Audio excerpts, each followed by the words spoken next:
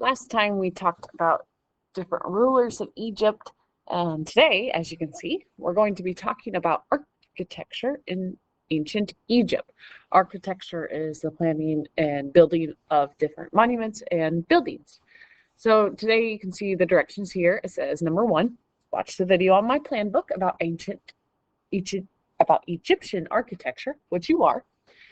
And then number 2 says complete both pages of the Egyptian architecture notes. So making sure you go to that second page and filling out that second page as well. And then reference back to the Egyptian, this is supposed to say architecture, Egyptian architecture PowerPoint to help you complete the worksheet. So we'll be clicking on here to help us complete the worksheet if you need to go back and do that, or complete the notes. So we're going to click here on Egyptian architecture notes, and we'll take a look at that first. So once it pulls up, again, remember to click Edit Presentation and Edit in Browser. That way you can do the notes as you're going along.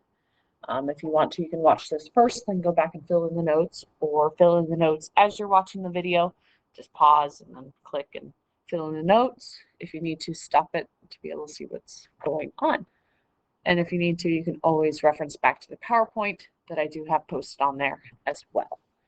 I always click View, Zoom, click 100%. That way I can see what I'm doing. As you can see here, it tells us architecture means the art or science of designing and creating buildings or structures. And then we're going to do 3 examples of Egyptian architecture.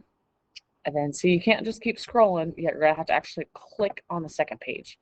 And here's our 3rd example. And then down here, there's more miscellaneous artifacts here, or miscellaneous facts about the pyramids we're going to talk about.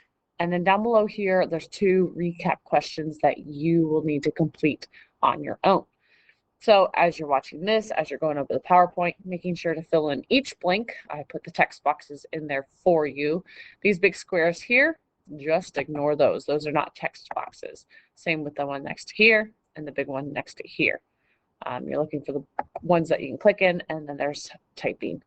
So you're going to be filling in a blank next to the number 1, filling in one next to the number 2, clicking to the second page, filling in this blank, and then filling in each one of these blanks here, and then answering the 2 recap questions. So following along and listening as we go through this PowerPoint.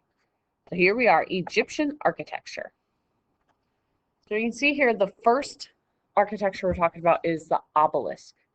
So an obelisk is a tall 4-sided stone column that becomes narrower toward the top and that ends in a point. And actually, we have an obelisk in our country that's pretty popular, and that's the Washington Monument. You may have seen the Washington Monument, pictures of it in Washington, D.C. that kind of looks like this. But in ancient Egypt, they built the obelisks as an honor to the king. You know, either the king would have a commission to be built because he wanted to show his power, his might, his awesomeness, or, you know, they would build it after his death, you know, kind of to commemorate or remember his accomplishments. During the New Kingdom, they thought that the spirit of the god it was built for actually lived inside this obelisk. So they believed that the pharaoh would live forever because offerings would be brought to the obelisk after they died. So that was the New Kingdom that thought that. And then click it. So when you pull up the PowerPoint of your own, click this link and it gives you a video talking about the obelisks, how they built them. It's really, really neat, the process they had to go through to be able to build those. So click the link, watch the video to get more information for the notes. Our next piece of architecture of ancient Egypt, so number 2, is the Sphinx. A sphinx is a large human-headed lion that was carved from a mound of natural rock. The sphinx we are familiar with is located in Giza and guards a pyramid. The sphinx at Giza is 240 feet long and is 66 feet high. There's actually paint residue on the sphinx that suggests that maybe at one point in time it was painted. So I just think about picturing, you know, the pyramids bright white with that white smooth limestone, and then a painted sphinx in front of it, in front of those blue skies. Just had to have been an amazing sight to see. And then again, on your PowerPoint that you're following along with, click this link here, and it takes you to a video about the Great Sphinx in Egypt. Now we come to our third piece of architecture, and that is the pyramids. Pyramids are a huge building with 4 sloping triangle-shaped sides. The pyramids we've talked about before were built as a royal tomb in Egypt. That's where the pharaoh was buried, and his treasures were also buried with him for the afterlife. I think this picture is just absolutely fascinating. If you look here, you can see a person sitting in front of the pyramid, and it just gives you an idea of just the massive size of the pyramid. And if you click here, this video gives you a quick run through of how the pyramids are built, what they would have looked like back then. So on your PowerPoint, go ahead and click that link and watch the video. Now that you've watched the video, just wait, there's more. Here's some more miscellaneous facts. So on your note sheet, we are now to the miscellaneous facts. So in Giza, there are 3 pyramids at the city of Giza. Those are the ones we've talked about before with, Pharaoh Khufu and Khafre, and the Sphinx is guarding them. We watched the video of the people touring these pyramids. The next point is, the pyramids were supposed to be huge tombs to hold the pharaoh's body. However, the Egyptians only built the pyramids during the Old Kingdom.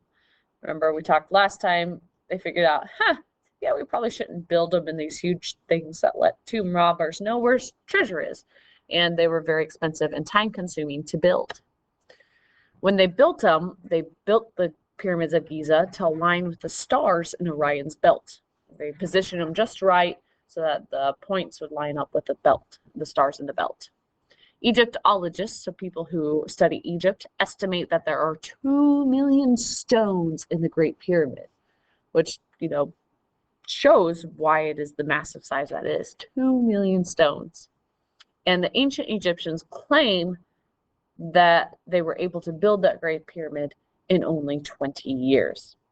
So go back through, make sure you have filled out both pages on that note sheet, and then make sure you are answering those 2 recap questions. And then when you have completed both pages, then you click close, and then you click turn it in. Again, if you ever have any questions, send me a chat on Teams, send me a message and remind, or send me an email.